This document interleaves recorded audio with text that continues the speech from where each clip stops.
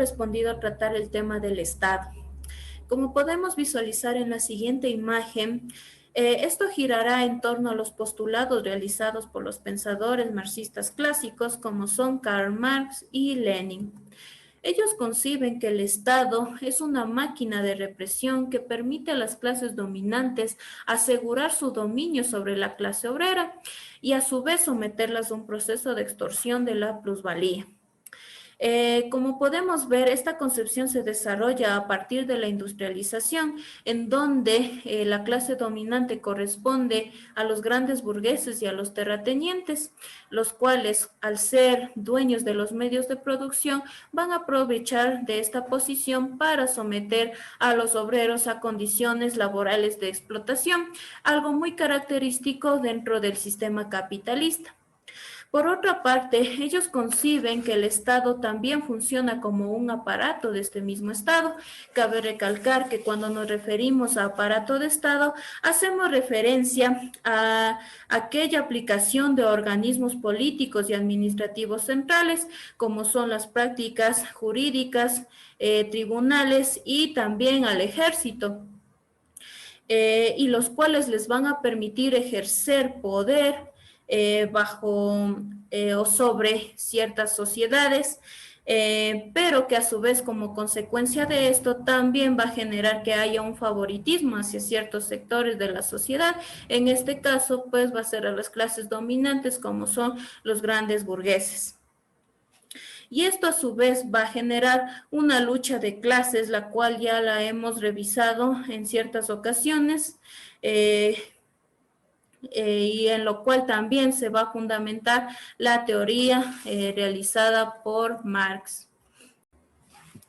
En torno a este contexto es que se empiezan a desarrollar algunas teorías de carácter social, las cuales pretenden explicar el funcionamiento de nuestra sociedad.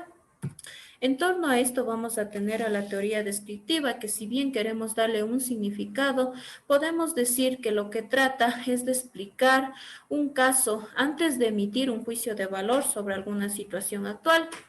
Ya haciendo alusión al tema, vamos a ver que esta lo que trata de describir es la naturaleza del Estado. Haciendo alusión a esto, nos representa a este Estado como un edificio en el cual van a presentarse dos aspectos importantes, como son la infraestructura y la superestructura. En el caso de la infraestructura, vamos a ver que aquí va a estar toda la base económica de la sociedad, es decir, la unidad de fuerzas productivas y las relaciones de producción. En cuanto a la superestructura, vamos a ver que se divide en dos niveles, el cual va a ser el jurídico y político, el cual va a corresponder al derecho y al Estado. Y en cuanto al ideológico, que va a tener distintas ideologías o formas de pensar, que bien pueden ser religiosas, morales, jurídicas, políticas, entre otras.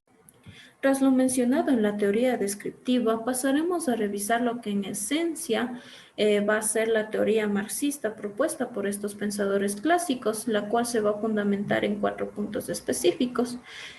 Como primer punto tenemos el Estado es un aparato represivo de este mismo Estado, puesto que va a generar que ciertos sectores de la sociedad ejerzcan dominio sobre otro.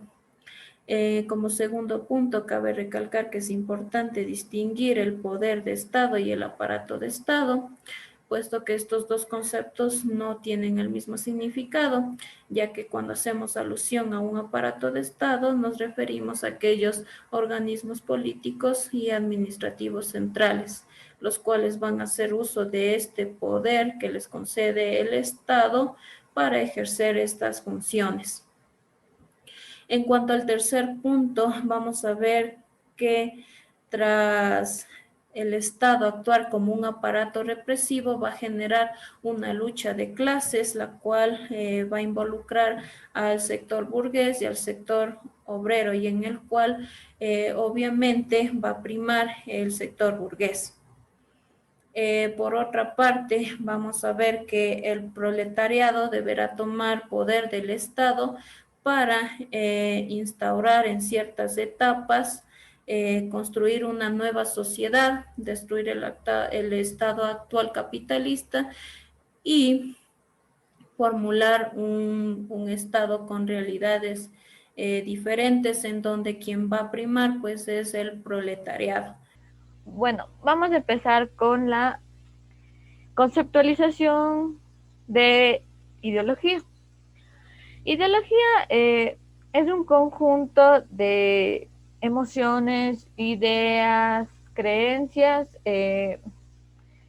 colectivas que son compatibles entre sí y tienen como principal objeto la conducta social humana. Es decir, que la ideología tiene que ver cómo la sociedad está portándose, cómo debe pensar la sociedad, a lo que se refería la frase anterior. Ya, la ideología tiene una relación muy estrecha con los aparatos del Estado, ya que mediante esto el Estado puede determinar qué ideología quiere que los ciudadanos tengan. Es por ello que utilizan para los medios de comunicación en los cuales los ciudadanos los puedan dominar. Esta expresión de ideología fue forjada o fue acuñada por Cabanis, de South de Tracy ya, y sus amigos, quienes aseguraron por objeto de teoría las ideas. Ya, con Marx, la ideología pasa a ser un sistema de ideas, de representaciones, que domina el espíritu del hombre o un grupo social. Ya, la ideología alemana nos ofrece una teoría explícita de la ideología. Y ya, para ello vamos a ver lo siguiente. La ideología no tiene historia. Cabe destacar que esta es una tesis planteada por la ideología alemana. Ya, es necesario comprender que una teoría de la ideología está basada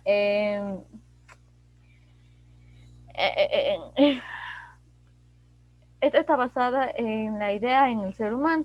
Ya, en la ideología alemana aparece la ideología como algo positivo o positivista, porque es concebida la ideología como algo una ilusión, como un sueño, es decir, se puede considerar también como algo que no existe.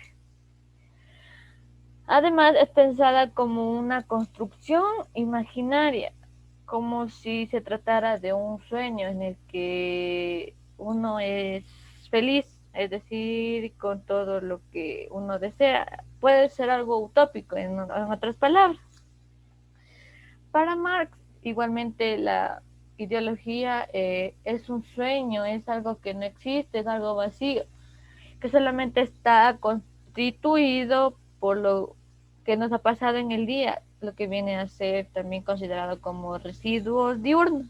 Ya. Eh, esta tesis de que la ideología no tiene historia se torna negativa. ¿Por qué?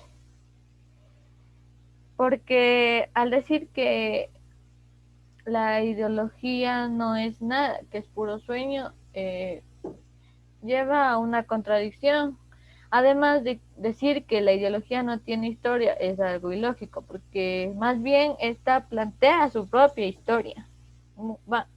Vamos con la estructura y el funcionamiento de la ideología. Es decir, se va a explicar mediante las siguientes tesis cómo funciona la ideología. Ya, la primera tesis dice: la ideología representa la relación imaginaria de los individuos eh, con sus condiciones reales de existencia. Ya, uno de los principales argumentos que tiene esta tesis es que Dios es la representación imaginaria del rey real. Es decir, que con esta tesis se manifiesta de que el ser humano busca, mediante la imaginación o la creación de Dios, algo en qué dominar. Y es por ello que surge una siguiente pregunta, que sería, ¿por qué existe la necesidad de representarse eh, mediante sus condiciones reales en Dios? Ya, la primera respuesta viene a ser de que los curas o los sacerdotes se han encargado de impartir esta ideología de que Dios es el rey, de que Dios es lo máximo, de que Él les cumplirá todo, para poder dominar. Incluso puede llegar a convertir a los curas en unos simples déspotas, ¿ya? Perdón la palabra, pero bueno. La segunda tesis dice que la ideología tiene una existencia material, a lo contrario de la anterior. Esta ya va más allá de la imaginación. Busca una representación real, material, afirmando de que la idea existe en el ser humano y por ende es real, de que existe. Y con esto también puede llegar a dominación. Ya, la existencia material de la ideología eh, ya viene a traer algo más práctico, viene a parecer algo más real. Ya, en todos los casos la ideología reconoce que a pesar de su formación imaginaria, puede llegar a tener algo real, no solamente va a ser algo imaginario, un sueño, como se mencionaba anteriormente. Ya, en base a estas dos tesis se puede llegar a la siguiente conclusión. No hay práctica si no hay una ideología. Esto quiere decir que si uno no tiene una ideología, nunca va a buscar algo práctico para poder representar algo. En este caso, como dijimos, busca la existencia del ser humano, la razón de la existencia del ser humano. Ya. Para continuar con este tema, tenemos que tomar en claro ciertos aspectos para poder comprender lo que es el aparato ideológico del Estado, ¿sí? En lo que conforma a Louis Arthur, este marxista expresa que el sistema capitalista no se puede mantener únicamente en el uso de la violencia, de la ley, de la represión. Y en este caso, al momento de hablar de ley y represión, estamos hablando que el aparato del Estado se divide en dos: el aparato represivo del Estado y lo que es el aparato ideológico del Estado, ¿sí? En lo que establecemos con el aparato represivo del Estado es esto que les explico, ¿no? Es esta forma de gobierno en la que se establece a través de lo que es la violencia y muchas veces sobre también la violencia física. En este caso tenemos, por ejemplo, la ley, la represión, entre otras cosas. Por eso se establece que el Estado en sí, para el capitalismo, es una forma de represión contra la clase trabajadora, ¿sí? Por esto, en cierta manera, se requiere, por lo contrario, podríamos decir así, el aparato ideológico intenta tener otra forma de gobierno, intenta seguir con lo que es la dominación de la clase dominante en lo que es el capitalismo, pero esta busca una nueva forma de engañar, podríamos decir, a las personas de la clase bajo, la clase obrera, ¿sí? Y busca lo que es la relación con el aparato ideológico del Estado. ¿Por qué? Porque lo que busca en este aparato ideológico del Estado es que el cierto número de realidad que se presenta al observar bajo la forma de la institución sea distinta y especializada. ¿Por qué? Porque este aparato ideológico del Estado establece que deben existir varias funciones por las cuales se pueda manipular a las personas, ¿sí? Por las cuales se pueda realizar otra forma de gobierno. Estamos hablando de el aparato ideológico en lo que es la familia, la escuela, la religión, la política, los sindicatos, el área de información cultural. Estas áreas y estos aparatos ideológicos del Estado son los que ayudarán a la clase dominante a poder seguir manipulando a la clase trabajadora, ¿sí?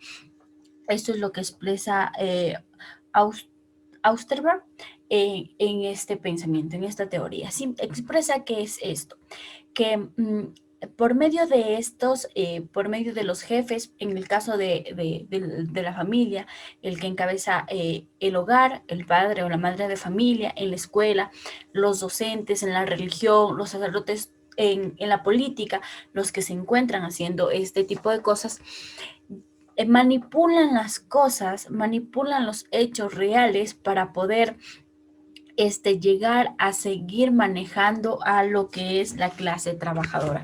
Es así que no es un cambio drástico, un cambio en lo que es la forma de gobierno, no es un cambio en nuevas ideologías, sino que el mismo capitalismo está buscando una forma en la de seguir manipulando a las personas. Sí, este aparato ideológico escolar es muy importante, lo establece así Austerser, eh, que establece que en este aparato ideológico de la educación se implanta la vulnerabilidad al aparato institucional. Esto quiere decir que por medio de la educación, muchas veces la clase dominante busca seguir controlando a las personas y por medio de la educación. Muchas veces como docentes no tomamos en cuenta. Hoy en día ya nos damos cuenta de varios factores. Podemos ver que en sí el gobierno o los que se encuentran en el poder manipulan a su conveniencia lo que son los factores educativos. Nos damos cuenta en los libros escolares que muchas veces no traen información, muchas veces incluso dentro de los propios libros ponen notas acerca de lo que es el gobierno actual. Sí, cuando estábamos en el gobierno de Rafael Correa, podíamos ver que dentro de los libros, al lado izquierdo, al lado derecho del texto, encontrábamos pequeñas notas que establecían lo que estaba haciendo el gobierno. Entonces, esto es una forma de manipulación, ¿sí? Y a los docentes lo que nos hacen es cortarnos nuestras alas, podríamos decirlo así. ¿Por qué? Porque nos ponen un sinnúmero de normas y de reglamentos que debemos seguir y que no nos permiten expresar nuestra propia ideología y de esta manera ayudar a los jóvenes a que tengan un propio análisis sobre lo que sucede dentro de la sociedad. ¿Sí? Buenas tardes, Magíster. Mi nombre es Alison Ruiz y voy a hablar acerca de la reproducción de las condiciones de producción. Esta es la necesidad de renovar los medios de producción para que la producción en sí llegue a ser posible, por lo que Marx mencionaba que cualquier formación social que no reproduzca sus condiciones de producción al mismo tiempo que produce no llegaría a sobrevivir ni siquiera un año. Por lo tanto, la condición final de la producción es reproducir sus propias condiciones, ya sea de manera simple, ateniéndose a lo anterior, o de ampliada, donde extiende estas condiciones. Para simplificarlo hay que tener en cuenta que toda formación social depende de un modo de producción determinante, en nuestro caso es el capitalismo, y podemos decir que el proceso de producción emplea las fuerzas productivas existentes y las relaciones de producción definidas, por lo que hay que reproducir estas dos condiciones. Pero primero habría que definir qué son los medios de producción. Los medios de producción son aquellos equipamientos, sistemas y materiales destinados a intervenir directamente en el proceso productivo y de esto depende toda actividad económica. Entre los más conocidos podría ser la maquinaria industrial, los equipamientos tecnológicos, los vehículos destinados al transporte, instalaciones fijas, todo tipo de recurso energético, recurso material, materias primas, medio económico y el capital. Para lo cual Marx, en el tomo 2 del Capital, reconoce que no hay una producción posible si no se asegura primero lo que es la reproducción de las condiciones materiales. Por lo que es evidente que en las empresas los economistas ven necesario prever la reposición de lo que se está agotando, ya sea materia prima, instalaciones, instrumentos, desde un punto de vista de la práctica contable de la misma. Pero Marx menciona que no hay que limitarse a esta visión empresarial, ya que esta no muestra las condiciones reales, porque detrás de esto hay un proceso minorista en donde estos pequeños empresarios tendrían que reproducir sus propias condiciones. llegando a ser un círculo infinito en donde tales proporciones que el mercado da la demanda de medios de producción pueda satisfacerlo por la oferta. Por otro lado, la reproducción de la fuerza de trabajo viene dada por la capacidad mental y física de cualquier ser humano para llevar a cabo una tarea determinada. Esta puede ser no calificada y calificada. La no calificada es aquella que no ha recibido ninguna capacitación al respecto, y la calificada ya tiene experiencia y conocimiento, por lo tanto aspira a un mejor salario. Ahora entramos a un terreno en el cual la observación de lo que pasa en la empresa es casi ineficaz, porque la reproducción de esta es por completo afuera, dándole un medio material para que se reproduzca, el salario, indispensable para reconstruir condiciones, ya sea de vivienda, vestimenta y alimentación, además de la crianza de los niños, que posiblemente a futuro lleguen a ser obreros. Para lo cual es necesario que cubra las necesidades biológicas y de un mínimo histórico variable, que viene dado por la lucha de clase doble contra el aumento de la jornada de trabajo y contra la disminución de los salarios. Además de esto, es necesario que la mano de obra llegue a ser competente. De esto depende el sistema educativo capitalista, en donde además de enseñar a leer, escribir y contar, enseñan habilidades técnicas y científicas necesarias para llevar a cabo en su trabajo. Asimismo, las reglas del buen uso, dependiendo los agentes de producción, la explotación y la represión, deben estar compenetrados entre sí como esta ideología para cumplir concienzudamente con sus tareas, sea de explotados, los proletariados, de explotadores, los capitalistas y los auxiliadores de la explotación. Bien, finalmente tenemos la reproducción de las relaciones de producción. Estas son las relaciones que mantienen los individuos entre sí en función de la situación que ocupan en el organigrama social, teniendo en cuenta si son poseedores o no de los medios de producción. Pueden ser primitivas, feudales o capitalistas. Están aseguradas en gran parte por la superestructura jurídico-política e ideológica, es decir, la relación entre el aparato represivo del Estado y los aparatos ideológicos del Estado. Ambas funcionan a la vez mediante la represión y la ideología, con la diferencia de un predominante. Si se tiene en cuenta estas características, se puede entonces representar la reproducción de las relaciones de producción de acuerdo con una especie de división de trabajo inconsciente. Es aquí donde interviene masivamente el rol de la ideología dominante, de la clase dominante, aquella que tiene el poder del Estado en el aparato represivo y en los aparatos ideológicos, con un rol único de reproducir las relaciones ya mencionadas. Aunque existe una cantidad elevada de aparatos ideológicos, está el escolar, el religioso, familiar, político, sindical, el de información y el cultural, a comparación de las que se encontraban en el modo de producción feudal, en donde el predominante era la iglesia y giraba todo en torno a la misma, hasta la lucha ideológica del siglo XVI y siglo XVII, que tuvo por objeto no solo trasladar el poder del Estado y la aristocracia feudal a la burguesía capitalista comercial, sino atacar directamente el aparato ideológico que era la iglesia. De allí nace la Constitución Civil. Esta larga lucha de clases entre la aristocracia terrateniente y la burguesía industrial durante el siglo XIX lleva a cabo imponer la hegemonía burguesa sobre las funciones desempeñadas hasta entonces por la Iglesia, ante todo en la escuela, que se vuelve el nuevo aparato ideológico del Estado para asegurar no solo su hegemonía política, sino también ideológica, indispensable para la reproducción de las relaciones capitalistas de producción. Esta tesis puede llegar a ser paradójica, ya que muchos académicos plantean que el aparato del Estado político es el principal, o sea, el régimen de democracia parlamentaria combinado con el sufragio universal y las luchas partidarias. Pero, no obstante, la historia demuestra que la burguesía pudo y puede adaptarse perfectamente a aparatos ideológicos del Estado políticos distintos a la democracia, mediante un acuerdo con la aristocracia y así compartir con ella el poder del Estado. Por eso se cree que ocupa en primer plano el aparato escolar, ya que este reemplaza a la iglesia, y se puede agregar que la pareja escuela-familia ha reemplazado a la pareja iglesia-familia. Bien, a modo de conclusión, cabría mencionar que ningún aparato ideológico es tan fuerte como la educación, ya que ninguno dispone durante tantos años de la audiencia obligatoria, 5 días a la semana, 8 horas diarias de formación capitalista, por lo que se puede afirmar que el mundo sacude al sistema escolar con un sentido político, ya que desempeña un rol determinante en la reproducción de las relaciones de producción, de un modo de producción amenazado por la lucha constante de las clases a nivel mundial. Gracias. En conclusión, se puede decir que, según Luis Althusser, en su tesis, el capitalismo no se mantendría únicamente a través del uso de los aparatos represivos, como son la violencia, la represión, la justicia, sino que este requiere un grado de convencimiento por parte de las clases bajas, siendo así que esto se lograría a través de lo que se denominan los aparatos ideológicos del Estado, que están conformados por la familia, la escuela, los sindicatos, los partidos políticos y la iglesia. A través de estos líderes se produce la ideología dominante. Recordemos que la ideología es aquello que une al sujeto imaginariamente con sus condiciones materiales de existencia, siendo este una forma de explicación o justificación del por qué viven como viven. También es importante tomar en cuenta a Marx, ya que él describió adecuadamente los fundamentos de la sociedad capitalista. Esto es el capital y las contradicciones internas que este sistema conlleva y las constantes luchas de clases.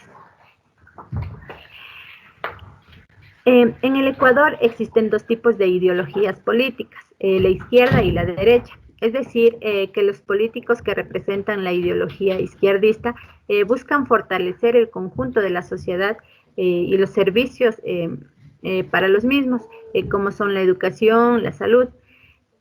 Además, este desarrolla sus políticas pensando en la sociedad, teniendo como objetivo crear un estado de bienestar, mientras que la derecha ubica al individuo en el centro de sus políticas.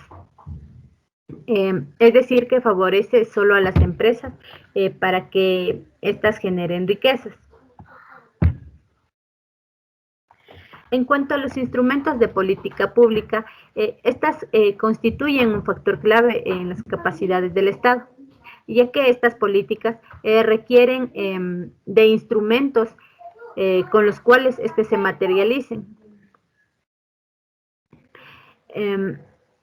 ya que éstas hacen frente a los diversos problemas sociales que puedan presentarse. Para esto, se adquieren diversas características en estos instrumentos que ayuden a las diversas instancias estatales a entender las diferentes demandas sociales,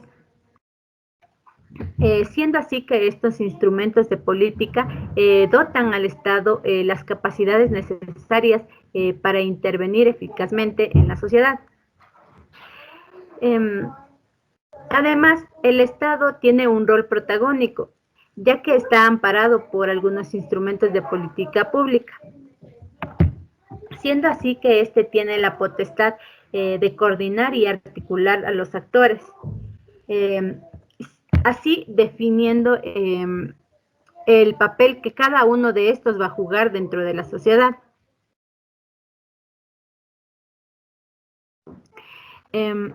También responderá a los objetivos de política que están plasmados en los instrumentos normativos que señalan como los actores de la economía popular y solidaria, siendo que estos están sujetos a distintos reglamentos con la finalidad de lograr mantener activos sus propósitos e intereses.